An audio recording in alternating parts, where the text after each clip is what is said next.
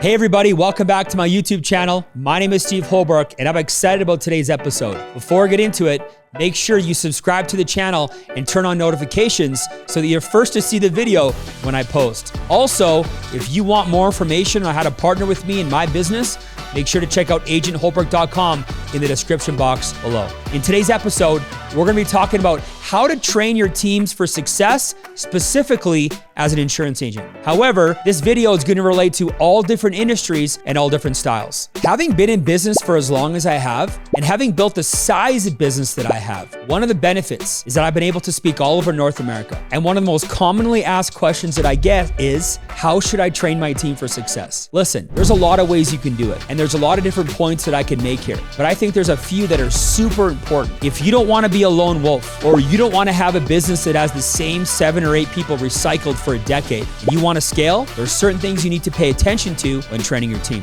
So, with that said, let's get into it. As an insurance agent, and more specifically a builder of an insurance agency, your success depends heavily on the performance of your team. You might have the best products, you might have the best services in your market, but if you don't have a team that can effectively sell them, you're not gonna be able to achieve the success of your goals. That's why it's essential to train them regularly and ensure that they have the knowledge and skills and motivation to succeed in a very competitive industry. In this video, we'll discuss the key points on how to train your team for success. Number 1, define your goals and expectations. Before you start training your team, it's crucial to find out what are your goals and what are your expectations. Set specific targets for your team, such as the number of new clients you want them to acquire, the number of sales or revenue or recruits to your team, the amount of licenses that you want to add, the level of client satisfaction that you want feedback from the clients. Whatever goals you set, you need to communicate these goals and expectations clearly to your team so that they know exactly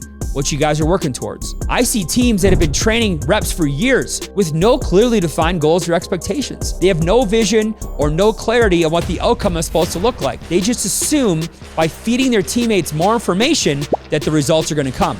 That's not the case. You need to start here before you lay out your training. Next, identify knowledge gaps. Next step is to identify the knowledge gaps in your team. Every single team is built different. In fact, over 18 years, I've cycled through many different teams in my agency, and I've helped several of them who want to build their own agency. But within that, I've had lots of different teams and lots of different styles come through my business. It's important to analyze your team's performance and assess their skills and their identity and where they need to improve. For example, if you have some team members that are struggling with product knowledge, then you need to address that immediately. Maybe you have some communication gaps or some sales skills issues. Once you've identified these gaps, you can now help train them for success. Look, it's important to take a snapshot from 30,000 feet and be really honest with yourself. It's not just good enough to go ask somebody, what do you want to train on, or what do you train on in your team? Guys, you have to be able to look at your team and you have to ask yourself, what are my team goals? What is my team's knowledge gaps? And then you have to back engineer what you need to do and stop worrying about what everybody else is doing. Third, develop a training plan. Now that you've identified your goals, expectations, and identified knowledge gaps, it's time to develop a training plan that includes the following elements. Firstly, training materials. Develop training materials that cover the knowledge and skills that your team needs to succeed. This could include scripts, product information, sales techniques, communication skills, or client management training. In my team, I've created something called the Dream Team University. It's an online portal where all my agents can come and see updated scripts. They can watch videos of top agents presenting, learn how to gather client information, build a team, ongoing product support. I basically built a Netflix library of material for my agents so they can learn around the clock. I wanted to be able to scale at the speed of technology, not linear growth and linear training, where I'm trading 1 hour of my time for 1 hour of training. This did not seem like a recipe for success for me. Second thing is you need training methods, okay? So you gotta determine the type of training methods that are the most effective for you. This could include in-person office training, online Zoom training, role-playing exercises, or a combination of all three. In my team, we heavily rely on PDR, practice, drill, rehearse. That's where we get on Zoom, We break off into groups of 6 to 8, and we practice. You go, I go, you go, I go, you go, I go.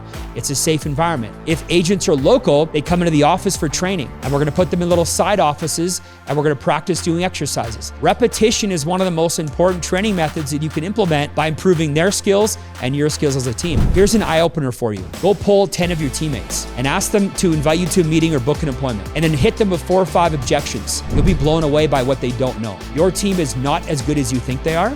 Go check it out. A couple times a year, we step up our training. We do like a high-intensity closers college. These are intense, short bursts. 4 or 5 weeks in a row. They're competitive. I'm super strict with attendance. You got to show up on time, but we get results and we move the needles. This is one of the training methods that I implement. All right, my next point within the training is training schedule. Create a training schedule that allows your team to learn and apply their skills while being able to perform their regular duties. In our business, we train Wednesday night and Saturday mornings. Other than those 2 times, I do small group training with my next wave of leaders, which helps them move, but it also allows them other time through the week to meet with clients. My 4th point, provide ongoing training. Training doesn't end with the completion of a training program or a 1-week special.